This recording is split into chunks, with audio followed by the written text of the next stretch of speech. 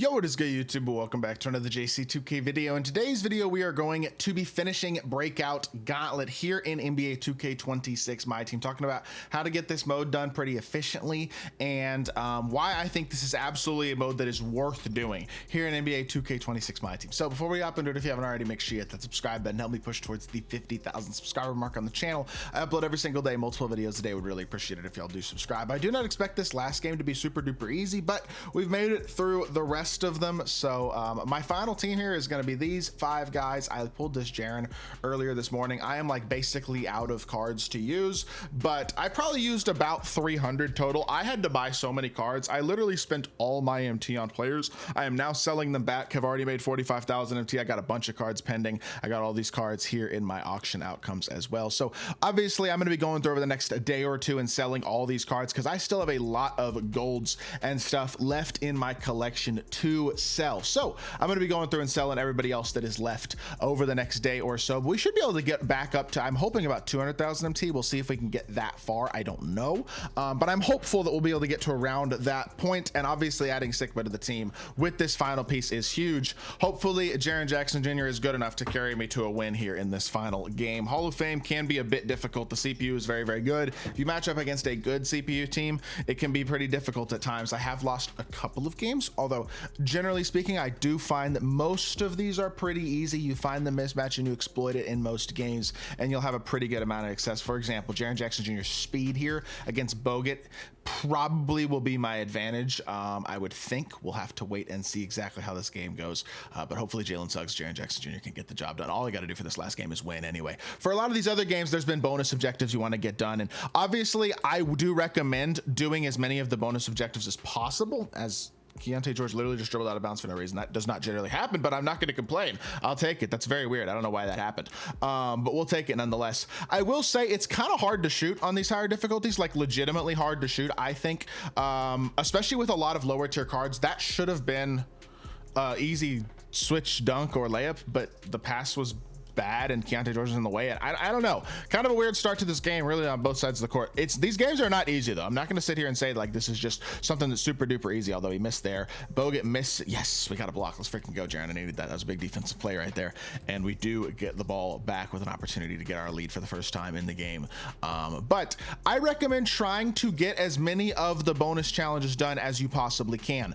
At the same time, do not lose a game for a bonus challenge, if that makes sense, as we miss right there from the free throw line. And everything is obviously going to be green or miss. This is on Hall of Fame, so the shooting is not very easy, and your CPU's opponent's shooting is actually going to be very, very good. I did not do a good job boxing out there. We are losing to the CPU. As I said, it can be kind of tough. The one issue with Bogut is he's a really good interior defender, so if I can't get past, yo, the CPU is rotating on me. These games can be kind of difficult. Generally not that hard, but we're down 4-0 immediately, so that's not a good start at all. Let's try to focus up and make sure we get this game done, because this is not as easy as, bro, are you serious? Oh no. Okay, hold on, let me focus. I will be back in a minute or two.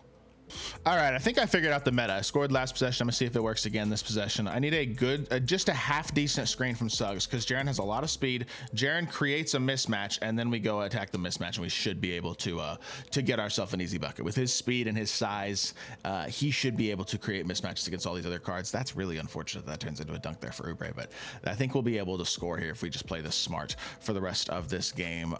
But with that being said, these games are not easy by any means. I mean, I'm not gonna sit here and say that this is an easy thing to do, but the earlier difficulties are very easy, and I would recommend on the earlier difficulties try to make sure you get as many of the bonus challenges done as possible so you can save as many players as possible. I will say what I did is you can buy cards and then sell them back if you need to use players. You can buy cards and use them and then sell them and get the MT back, buy more cards you haven't used yet and sell them. Make sure you're getting players you haven't already used, so if you need to write down names or whatever, that's fine. Or if you don't have enough MT to keep cards in your collection and you have to sell them back, you definitely want to make sure you know who you're selling so you don't buy them again, because you won't be able to use the same player card again. Now you can use the same player obviously in multiple versions of the card, like even Pink Diamond Clay, you can use both versions of Clay. I was able to use both, but this is not something that I think is super easy to do, no money spent as of right now, but I was lucky enough to have a decent amount of MT saved up, and I do think if you're smart about it, it's neither, I'm not saying it's easy, but I'm also not saying it's super hard. Now that being said, we are still only up by or down by 2. We need to focus in and make sure we win this game. But nobody else in the court besides Bogut really is that much of a threat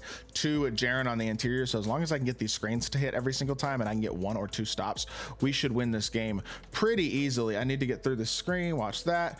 Get through. Didn't get there, but he missed. Let's freaking go. Thank you. All right, Jaren with the space to floor again, and we actually just have our mismatch off rip here. So I need to make sure I have my freelance on. You do actually want to like take these games legitimately seriously. Like put your freelance on, space the floor, and then again take advantage of the mismatches. Having low overall cards on your team with higher overall cards is nice, because then the higher overall card or cards are going to have mismatches against the other guys that aren't their specific matchup. So that's something that I will say has also been really useful, is you want to create yourself an artificial advantage as much as you possibly can. And in this game right here, this Jaren Jackson Jr. winds up being the perfect way to do exactly that. So this card, by the way, whenever he comes out, his A Diamond Hidden Gem is going to be a beast. He is good every year in 2K, and this card is also really, really good. So get the board. Nope.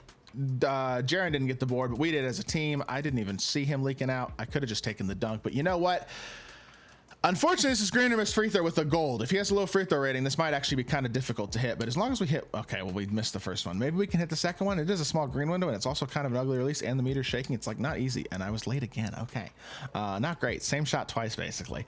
Do not let them score here, and get the ball to Jaren Jackson Jr. if they do.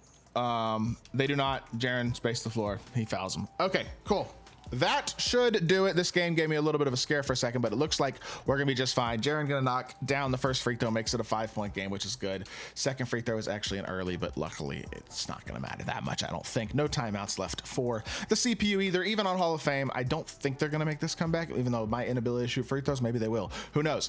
But again, this isn't all that difficult. If you have more specific concerns or confusions about Breakout Gauntlet, I would say Most Ballin's channel is probably a really good resource for you when it comes to anything Breakout related, Gauntlet or not, to be totally honest. Most Ballin is going to be your guy when it comes to Breakout stuff. So I highly recommend checking out his channel if you have any sort of questions or concerns about this mode, but also if you have any questions that you think I can answer. I mean, I happy. I played the mode, right? So I am happy to get back to y'all in the comments as much as I can as well.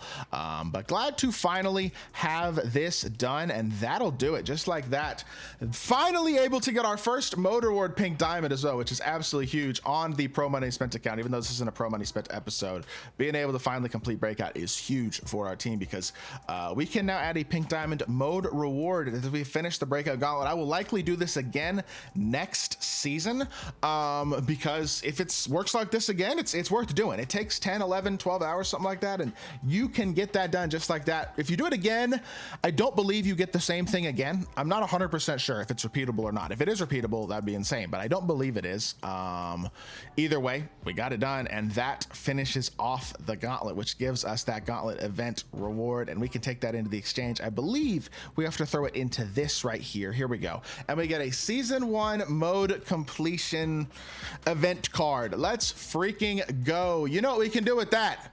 We can put that here into Mr. Jack Sigma and get the best big man and maybe one of the very best cards in my team added to our lineup. Let's go, man. That is so exciting, honestly. Very, very happy to finally get Jack Sigma on the team. He is going to make Showdown easier. He's just going to make the game more fun in general, and I think he is a massive upgrade. As much as I love DeAndre Ayton, and I really do, I think that card is awesome, this Sigma card is a different level of elite at the big man spot. I am so excited to have him in my team.